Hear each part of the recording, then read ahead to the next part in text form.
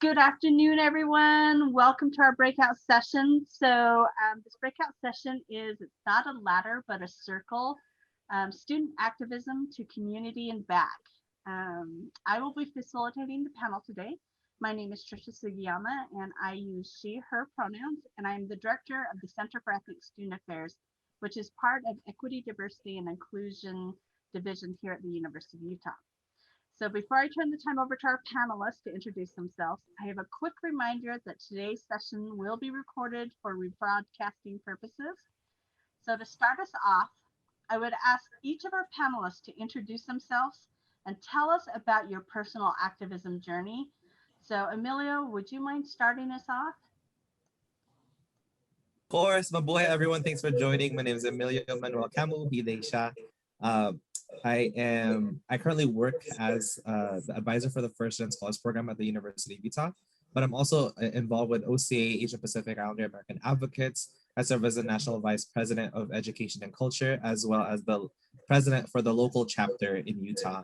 My activism journey began, I think, fairly young. I didn't realize this till recently, but it started when my parents rented movies from Netflix back when you had to, deliver it back and forth on mail. They rented a lot of the Filipino movies there. And at that time, I didn't know it was about activism. It was about real stories. But growing up, those are the things that they would show us, is about the exploitation of workers, particularly like the story of Flor Contemplacion and other similar stories where workers overseas were getting exploited. Then came here. It just kind of started. I was volunteering first. I like to be involved, especially in high school. But it didn't necessarily, it wasn't necessarily rooted in any big organizations. Then I got to the University of Utah, and that's where I knew, after attending a majority white high school, Conrad High School in Murray, Utah. I knew that I wanted to get involved more in, ethnic student groups and student organizing. And it really started when I was approached by my friend in the Asian American Student Association to be on a panel. It was a undocumented immigration panel, and talk about, my experience and my thoughts and what that looked like, along with other leaders at that time, which then grew to, heavy involvement in the different student organizations, making sure that we were advocating for the safety and for the resources for students, which I think ultimately, got all the different groups, after we worked together with my co-panelists, with my friends here, because after working together with the different student organizations and with the different relationships we had, we were able to get some financial backing from the university. But it didn't stop there. And I'm glad that, I had experienced burnout, but because of the care in the community that looked out for me, the people who checked in, who made sure that, I continued to be involved.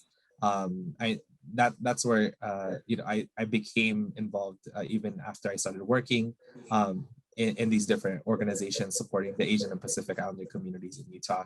And I think just from there, we continue to make sure folks are engaged. I think for myself, whenever I talk to my friends about it, or people who are wanting to start getting involved, it's asking them, because I always ask myself, like, what is my purpose in this? And it's really for the long term. It's for the long term community change. It's not for clout. It's not for likes. It's not for the title. It's because I think, as my fellow friends here on the panel will agree, is that we're here to humble ourselves and serve the community and what they need. It's not because of what we want, but it's because of what we're wanting to see, and what our communities want to change.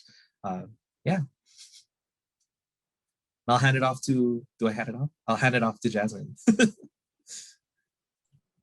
Oh my gosh, such a tough act to follow, Emilio. But I'm Jasmine Walton, and I currently work for a community redevelopment agency called NeighborWorks Salt Lake that does a lot of work on the west side of Salt Lake City.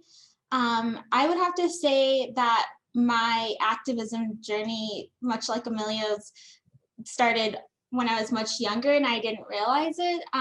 I've always been somebody who wanted to be involved in any and everything. And I think my parents played a really big role in that, just making sure that I was being involved and being exposed to not only things happening in my community, but in other communities of color. So I want to say when I was in like middle school, I was approached by an advisor to kind of sit on this committee of students who would go into the community and like do activities for like elementary kids, or organize activities for other students at our school. And then from there, when I got to high school, I was involved, not because I necessarily needed to be there, but with a program called Colors of Success that currently no longer exists, but it used to help youth who were at risk. And we would do activities all the time. So I was heavily involved in that and helping plan things. And then when I got to the U, I had already knew about the Black Student Union and all of the really great work that they had been doing. And so immediately, especially coming from West High School, which was fairly diverse school, and then coming to the U and this like spill of a lot of students and trying to find a place that I felt safe in, I guess, is why like immediately I was like, I'm gonna join the Black Student Union. Like, who do I talk to? How do I get involved? And I think early on in my journey, being involved in those student groups, I wanted to take a position of leadership only because I need to have something to fill my time all the time. And so I immediately took like a leadership role and met some really great people, and we organized, like Emilio was saying, to get some financial backing to help continue the work that we were doing, which, seeing how things have transpired today is just so, it's like, yes, like finally, like it took so long, and it's great to see the progress that has been made in CESA and just the university as a whole, and how they are looking at diversity and making sure that there's safe spaces on campus for students of color. And I guess I'll pass it to Alonso. Awesome, thank you, Jasmine. And like Jasmine and Emilio mentioned, it's a pleasure to be here with you all today. My name is Alonso, Reyna, Rivarola, él, he pronouns. And my involvement, or my role in activism, unlike my peers, started later. For me, it wasn't until early college where I, started to get really involved. And that's a product of a couple of things. One, first and foremost, I guess, when I tried to find community in campus, I couldn't, especially being a queer undocumented person. I felt going to Latinx spaces, there were two like cis, heteronormative. So, and at some point I got told that the undocumented struggle wasn't part of the Chicanx struggle. So that really confused me, but that drove me to work outside of the institution much more actively within my community versus campus. And that really informs the work that I do. So that's the first part of my role, working in the community with youth participatory action research collectives, especially with high school students, in creating community-based research projects and really engaging in bringing about their knowledges and understandings of the world and how they want to solve these problems by creating really artistic solutions to them, whether it's like murals, videos, websites, etc. Which brings me to my second kind of wing of things that I started to do, which was specifically with undocumented immigrant issues. Being undocumented, growing up in the US really informed my way of hiding and also navigating different systems at first, and now being really open about it. But when I was about 19 years old, I was asked by a national organization to go to Washington, DC to fight for one of the versions of the Green Act in 2010. So they prepped me in 2009. In 2010, I ended up going prior to DACA and putting myself at risk going to Washington, D.C. before I had any paperwork to be able to like legally fly or travel within the within the U.S. Really shifted my mentality and really exposed me to saying what, if I was able to risk this to fight for something that's bigger than me, then I can do a lot more locally. And that really pushed me to continue working locally, to support my communities and be able to put myself on the line whenever needed.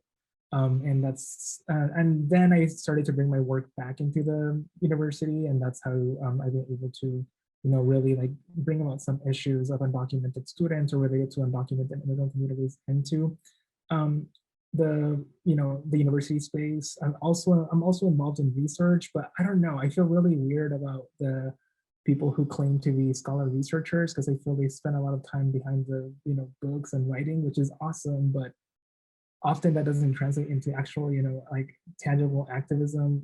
So I struggle within the two because I participate in both, but I'm definitely much more connected to my work on the ground than I am with my written work. And I'll pass it on to Keith. Thank you. My name is Keith McDonald. I'm from Chicago, Illinois, and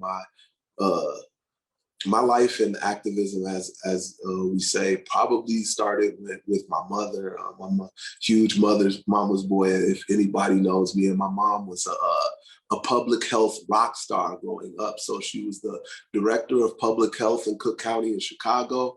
And I saw all of these people who looked up to her and all of these young women that she had helped in the community, whether it was through prenatal care, shot clinics, and things of that nature. So helping her do those type of things in the community definitely had me in that sort of mindset as a young person. But my passion was baseball. So I would be in the backyard, like having baseball camps with my friends and things like that. So I never knew that activism was something that would be a part of my life until I went to Salt Lake Community College. I got out here for the Air Force and decided that I wanted to be a pacifist and a writer. And I went to Salt Lake Community College and had all of these grandiose ideas.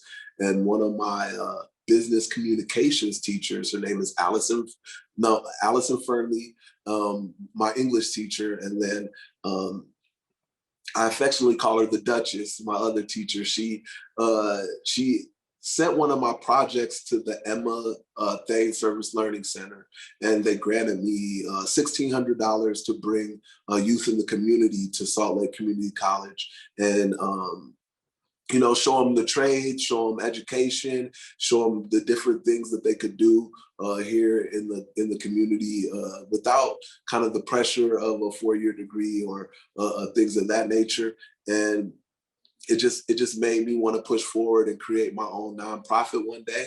And I did. I named it after my little brother. It's the Carlos Antonio Fisher Foundation, or the Community Action and Fellowship Foundation for short. And we do things like offer services to young people in the community. I kind of adopted the Lead Club and the Capital West Club as far as the Boys and Girls Clubs of America, and other youth in the community. We do park cleanups. We do back to school drives. But of course, tiny libraries and literacy contests, electronics drives. The biggest thing, basically trying to supplement after school programs and community programs for kids, and also bridge the gap between under-resourced kids and those kids that have resources. So definitely college and my education has definitely amplified the things I've done in the community and given me more steam, more voice, and more avenues to do those things. I've met people like Jasmine, who I work with in the Black Student Union. I've met allies like Emilio, who've helped me, even though they didn't have skin in my cause, in my causes, or may have, or who've invited me to their events to represent for my community, which also means a lot to me, And of course, Tricia, who's kept in touch with me through my education as I'm now prepared to go to graduate school in the fall. So I definitely appreciate avenues like this and being able to speak for people in my position. Wow, thank you all. And also, as I see in our view, also Gabriella, who while I did my radio show, allowed my son to play video games at her job while I was doing stuff. Gabriella and the whole community there, Deborah Daniels, who found a scholarship for me at the Women's Center because she saw me struggling with my son and getting it done every day. So I just want to express my appreciation for everybody here in our community here. Perfect. No, I appreciate. Thank you all. So we have a really great size group here. So I would encourage, if anyone has questions, feel free to jump in.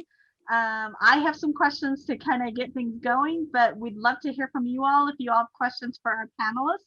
So I will let you all start thinking about that, and I'll start with my second question and start things rolling. And then if you all have questions, just, you know, unmute yourself and speak up. So my first question for you all is, you all have done a lot of broad range of work. Could you speak to maybe a project or something that you've been involved in that has been the most challenging for you as a professional?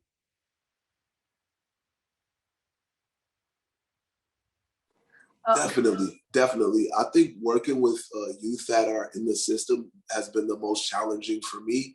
I spent a couple of years working at Decker Lake, and then I do community service with youth who are in the system, and it's definitely a struggle to see that that kind of dynamic, because I recognize my privilege as somebody who's been afforded the, you know, who has the ability to go to college, and who has kind of come out of the situations that they're in, and you know, just trying my best to be positive and to try to keep them. I mean, you can't. I've come to the realization that you have to encourage people. You can't really tell them what to do. So to try to encourage them to do, you know, maybe what they feel is the best for them, and how they can, you know, come to grips with what they've gone through. So for me, in the community, working with kids in the penal system is definitely the toughest.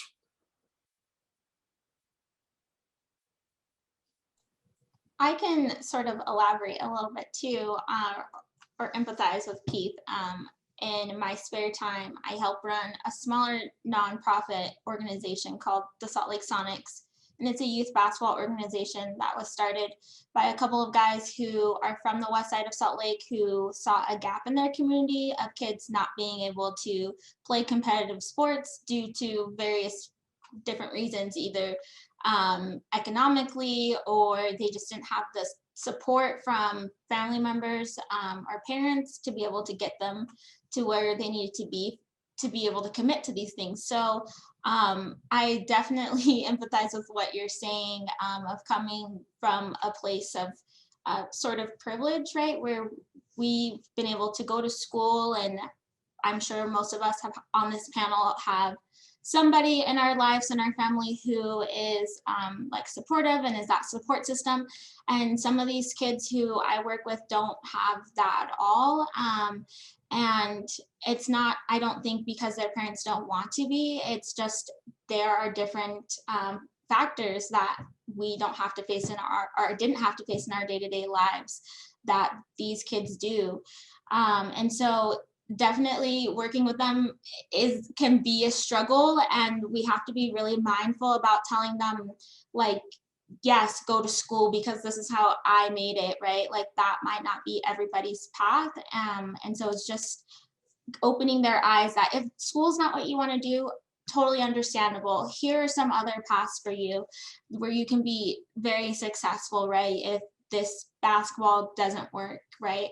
But you know, staying in school and all that stuff. So it's a great thing, but at the same time, I think for me personally, it can be like emotionally taxing, because you take in everything and you want to help them and give them everything. And it really sucks sometimes when you can't recreate those same things that you may have done for one kid for another kid.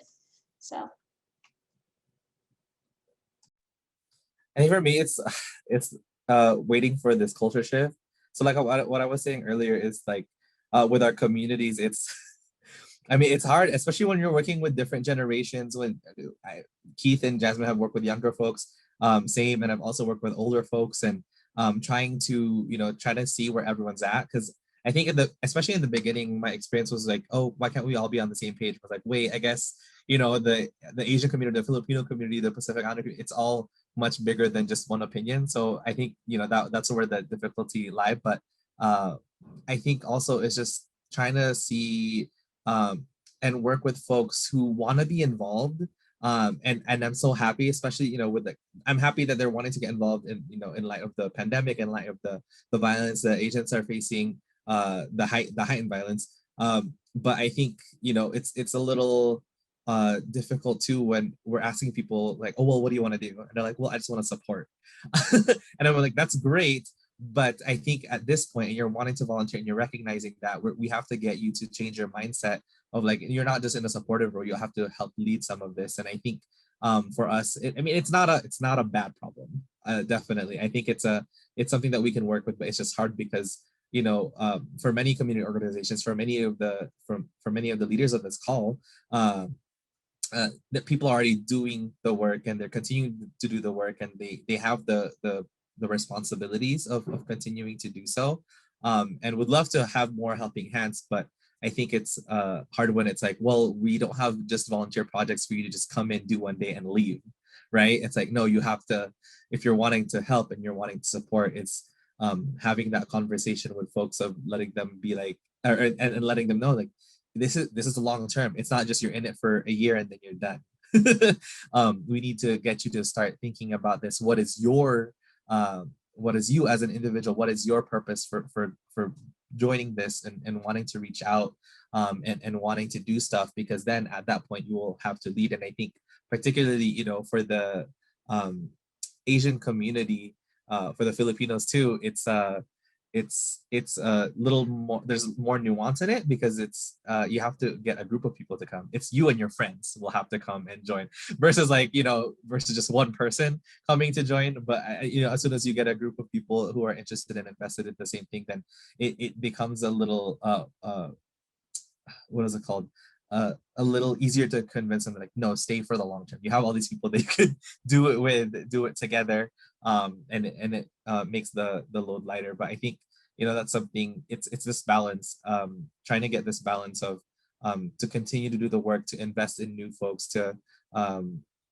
make sure that we're answering to the needs of the community, and that. But I agree, it's like it's not the people themselves that are making it a barrier or a frustration. It's because of the lack of opportunity that was presented to them in other spaces. Because I think, you know, yeah, we were really lucky to have the spaces like BSU, ASA, and other places to learn stuff, but not everyone did. And now it's trying to figure out how to support them in their journey.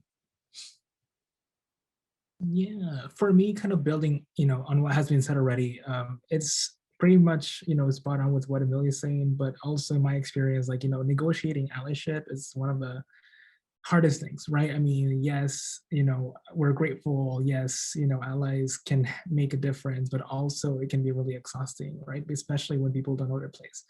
And I only say that because, again, they could hold us back, right? In terms of saying, okay, like it's really exhausting, to be honest, sometimes having to like negotiate like your activism with trying to like balance what the allies need as well, right? Because it's another level of energy. It's another level of commitment to the cause, which is, yes, necessary, but also very tiresome.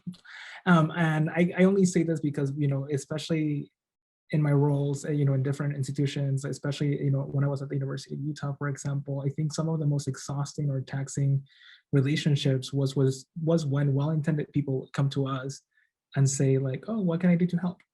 And, you know, and that was definitely like, okay, cool. Like, thank you that you, again, are interested in supporting things, that you want to support, you know, this community and cause, but also now, in addition to everything that I'm dealing with, now I have to like come up with something for you to do, which, but the best relationship I had with people was, or, you know, colleagues across campus, was when people would come to me and say, hey, Alonso, like if we were to host X event, or if we were to plan a fundraiser, or if we were to bring attorneys to campus to talk about immigration, would that be helpful? It's like, yes. You know, it's like, here's our logo, like, you know, let me vet the candidates, like, you know, or let me like make sure that what you're gonna say that day is, you know, spot on, and you take care of the entire event. Thank you. Like, that was super helpful. But otherwise, when people are like, oh, what can I do to help? Or, you know, it's the same. I mean, that question is brought up in every single panel in every single speaker, like, people trying to put it back on them and say, what can I do? It's like, do your research, like, you have all the tools at your disposal to be able to come to the table with a well-informed plan of action that you may want to execute, but then get that feedback versus one, don't ask what can I do to help, and two, don't just execute a plan without checking in with the community first, right? So I think that's kind of, where I'm at right now.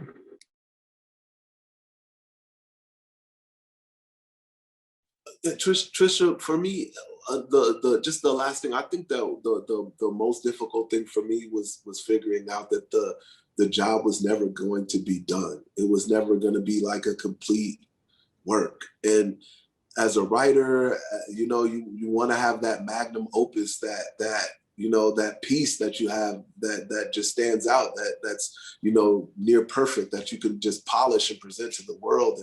And activism isn't something that you can just wrap up really pretty like that and package with a nice cover and send it off to an editor. It's gonna be super messy, super frustrating. And there's this reoccurring thing, especially in the Black Student Union and in the African American community, of every year we have these same themes that come up. And it is tiring, having to educate people, re-educate people, and reintroduce people to certain themes that we feel, man, we've gone over this every year, we've gone over this all the time. We've done this for 3 years now, but then again, we have to also realize that everybody is in a certain place in their understanding, in their lifetime, in their journey, and that every year somebody needs to learn it for the first time. So it's important that we do stay diligent and keep at it, because these things are needed, and it's a part of the job, I guess, or it comes with the territory. I love that. I love that. Any questions from our those who have joined us? Just kind of throwing that out there to see if we have any questions.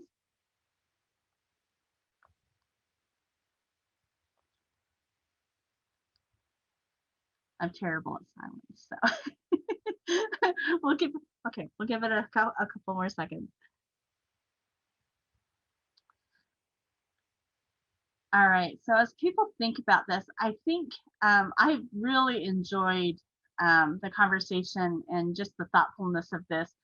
And so as I was listening, some of the things that came to my mind is, what are some of the skills and the lessons that you've learned that you would pass on to those who are starting their path in activism, or who are feeling maybe in a transition where they're feeling maybe burned out or needing something new?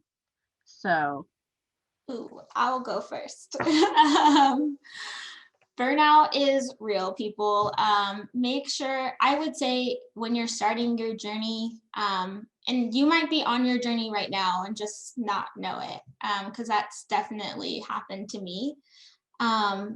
Definitely take those times. Like I know Keith was saying earlier that the work is never going to be done, and it's not going to be done, but don't feel like you have to continue that work like you're the only one.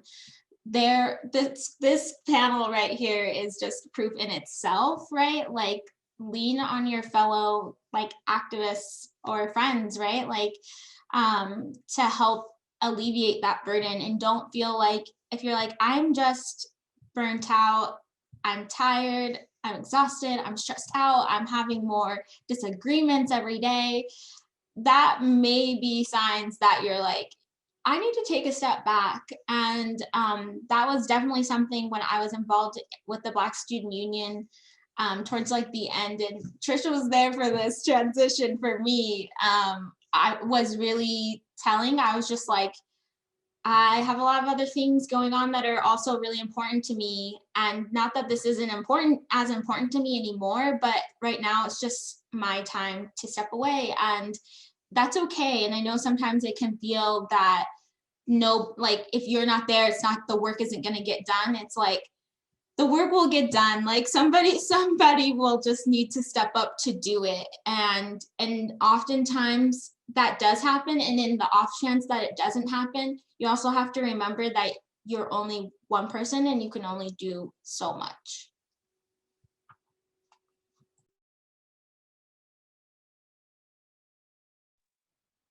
Okay, I can go. Patience with yourself and with the community. I think coming into it, I think it was really difficult because I was used to ASA, the Asian American Student Association in CESA, and it was really easy to do so. Every week we were doing something. Every week we had a meeting. We had a service activity. Every other week we had a like a social activity. And if we weren't, we had this overarching, conference or awareness week or history month or whatever. And it was always busy, busy, busy. And we saw each other because we were all on the same campus. And Tricia was our advisor, and she was, we tired her out too. But I think for us, when I started transitioning over into the community, when I was working with aunties and uncles who have been doing this work for 20 years. And I'm like, why are we doing more? And they're like, calm down. I really, at first I was a little like, why not? And I think, it's good to have that energy and it's good to have that. But I think it's good to balance it out with patience because, again, we're in this for the long haul. You have to take care of your community. You have to take care of yourself. I know, especially when I was stressed, I wasn't exercising, I wasn't eating well, relationship with food was bad. And so I think what changed my mind was that I guess realization that I was committed to this work for the long haul. And if I was committed to this work for the long haul, then why am I not taking care of my health, my body, my soul, and replenishing that to make sure I could, live longer, not forever, but longer. And making sure that I think that really changed my mindset, not until recently. So I'm really grateful for that. Again, and then for folks that are wanting to get involved in for burnout, there's nothing too small that you can do. If you show up, I think that's some of the most important things, and you just do something.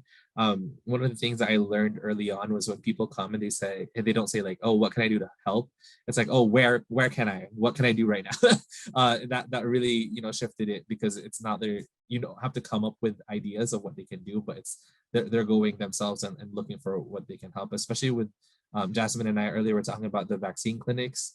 Sometimes we'll just have random people wanting to come, like, okay, great, but I don't know where to put you. Like, it's okay, I'll figure something. And then they do. And we're so grateful as a team because, they didn't have to come and do that. And it's something that, we didn't plan for, but it added value to the community work that we were doing.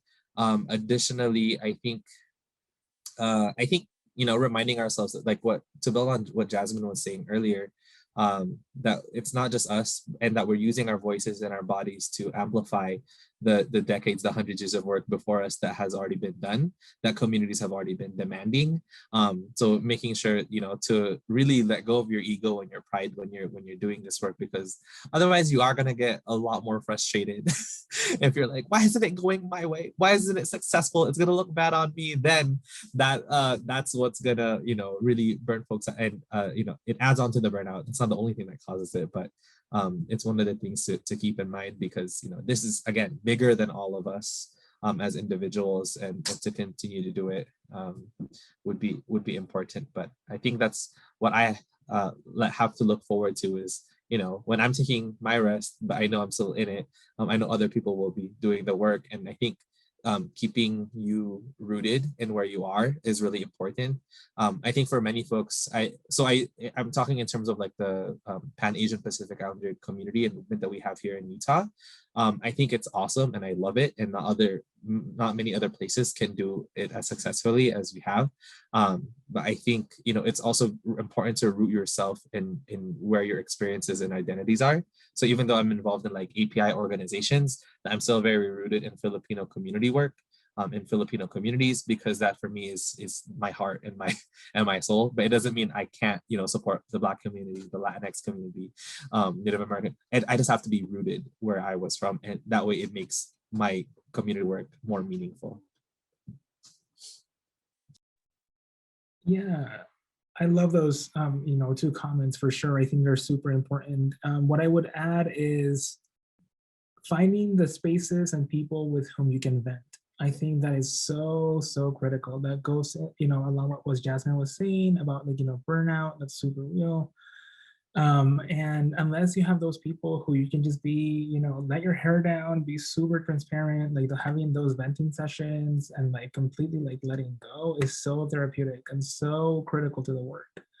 Oftentimes, especially, people who are perceived as leaders in communities are expected to not have, to not be human to an extent, to like be fully perfect and to have everything together at all times. And sometimes that doesn't allow you to break down, or that doesn't allow you to be vulnerable. So finding that people, and I'm not saying that that's how it should be, in fact we should be able to be vulnerable in all spaces, but the reality is that we're not allowed to do that, especially at the institutional level, right? When you're trying to effectuate like change within the institution. So finding the people with whom you can have those conversations privately, or off the clock or on the clock ideally, right? Because we should get paid for that emotional labor.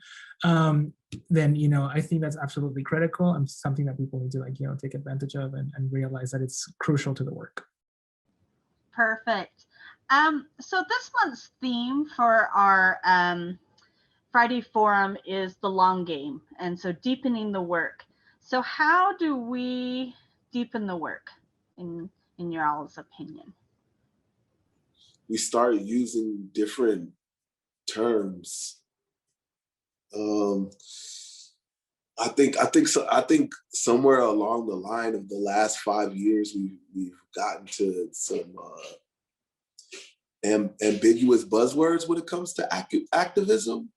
Diversity and inclusion, and we've used them so much that they've lost a lot of meaning as far as activism goes. So where do we take all of these meetings and these these seminars on diversity and inclusion? We deepen the work by maybe, as Emilio said, sticking more closely to our root, our roots and things like that.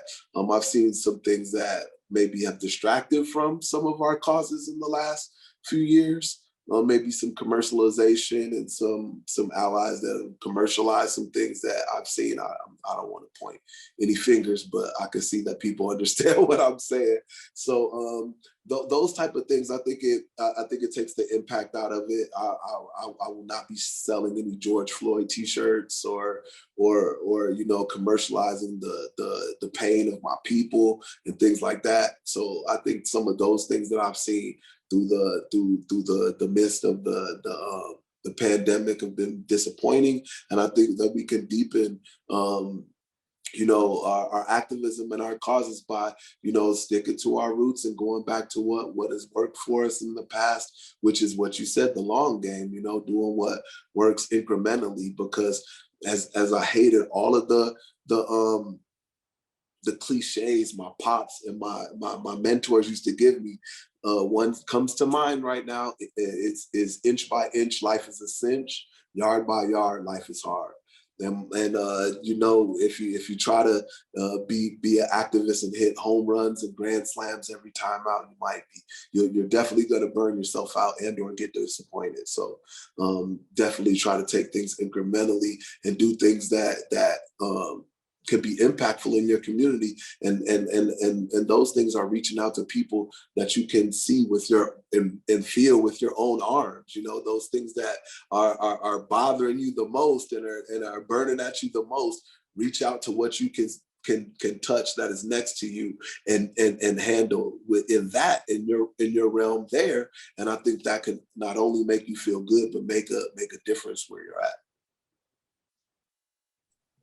Yeah, I love everything you said, Keith, because I think the way that you deepen the work is just by looking around you and the work that you're doing and the people that are involved. And I do this all the time in my day-to-day work, and we're always constantly asking, like, who is missing? Like, who is missing at the table? What gap is not being filled?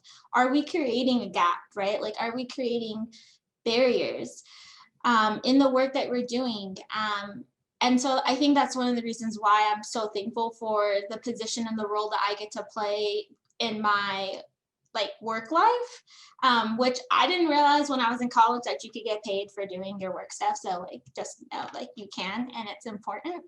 And so not that that's everything, but that's something we constantly ask ourselves here at NeighborWorks. And we were literally just having this conversation as a staff the other day about like who is missing. And I felt really bad about this because I was like, my own community is missing. Like I don't do a lot of work in my work life in the Black and African American community or African communities here in Utah. And so I think once you've identified those gaps, taking action towards really figuring out how do you fill that gap, because a lot of times, like Keith was saying, like people will have these conversations and we'll have these meetings and emails and seminars and whatever, and nothing ever happens from them. And it's like, cool, we had that meeting, but nothing transpired, nothing meaningful. And I don't think anything meaningful means like, well, we're going to have this large event to do this really great thing. Like that's not necessarily what's meaningful. It could just be like, okay, like this is what you guys said you're missing. All right, this is how we can help you guys complete that and doing that. And so just remember that when you're doing this work, it's not about getting the recognition. It's not about having that news article written about you. Like that's not going to happen all the time. And when it does, like be really grateful, because we're all like, we all want that recognition. And so when you get it, it's important to like recognize all of the people who are behind you helping make this happen. And there are going to be ebbs and flows in the work. So that was a long way of saying how to deepen this work, but I think there are a lot of ways, but the biggest is just identifying those gaps and working towards filling them. One last thing. I think the phrase is ubiquitous buzzword. Sorry, I'm on recording, and if I don't say it right, I'm gonna be so mad at myself. Secondly, one thing I wanted to get off my chest really quickly is if you want to deepen your work, one thing that you have to be cognizant of is agents of discord. So just recognize that it's something that's going to happen. It's going to be something you're going to have to wear like an armor, and just expect it, live with it, and push forward, and with the faith that you know that what you're doing is valuable. And I'm happy to go next. So thank you for what has been said already. I think that's super critical points. What I would add to the conversation also alludes to something Jasmine said earlier, which is for me, it has been all about knowing when to step back, right? I think that's how we deepen the work, honestly, knowing how to leverage your roles and knowing that you not always have to carry the torch, that, depending on what position you have, professionally or whether in the community, you can certainly, step back and, not let other people lead, because people can, rule their own lives and you don't have to let anyone do anything, but to know how to leverage your own resources and access to either like contacts or access to money, especially funding, right? So for example, whereas before I may have been much more involved like on the ground, like now I'm able to work more strategically behind scenes to, leverage our resources that we have as an institution of higher ed to further support our communities, right? So that's also a way in which we can leverage the work, whether that's directly supporting students with like leadership positions or supporting community businesses. That's also a way that we can ensure that we're sustaining the work and, deepening the work in ways that don't require us to be like up front and center every single time. Yeah, I'll double down on what Alonso was saying.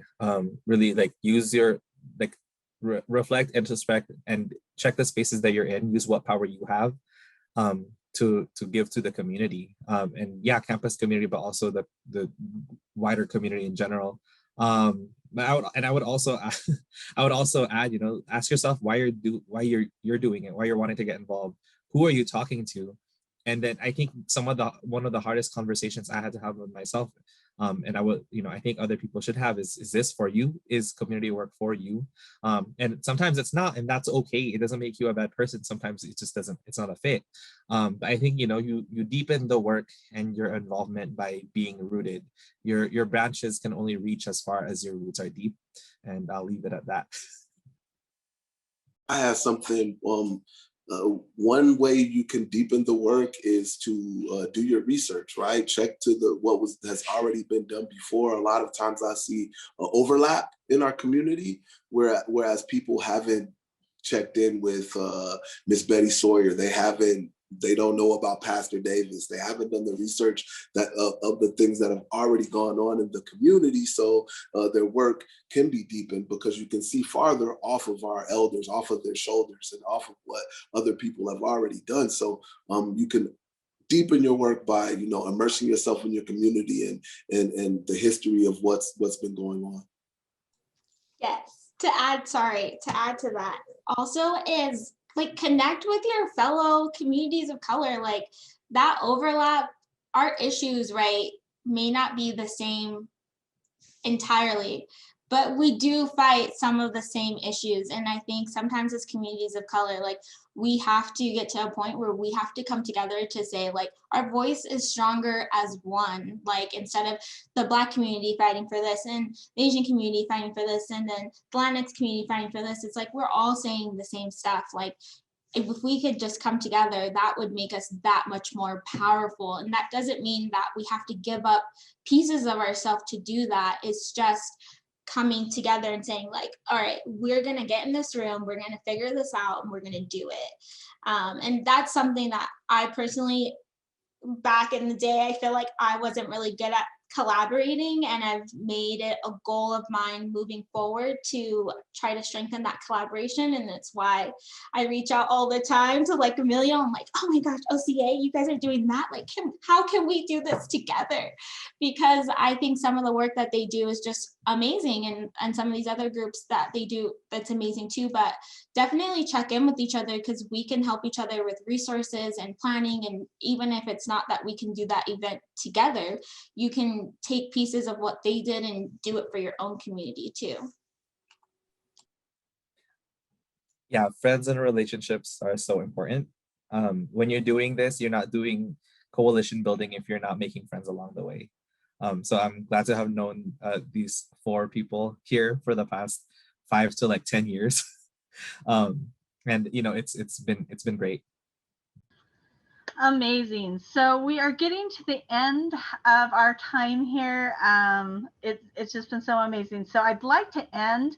I know our panelists have talked a lot about the amazing work they're doing, but if you all could think and maybe share one project or something that you're really passionate about that others could potentially join in or participate in, just something that is really kind of at the forefront of what you're doing right now, and maybe just highlight that for us. I'll go first, I guess. If any of you would like amplification for what you're doing, my passion project right now is the Friday Night Fallout show on KRCL. You can reach me there. So I definitely would like to amplify under-resourced communities, marginalized communities, communities of color, LGBTQ plus communities. Anyone that has an event or anything that they're doing in the community here, please reach out to me at krclkeith@gmail.com, and let's get your event or your passion project out there. As far as anything else, I'll pass it on to Jasmine or Alonso or Emilio. I can try to go next. I feel like I'm involved in so many projects, it's hard to just pick one that you can get involved in. But I will give a shout out to a course that I help put on here for NeighborWorks, and it's called the Westside Leadership Institute.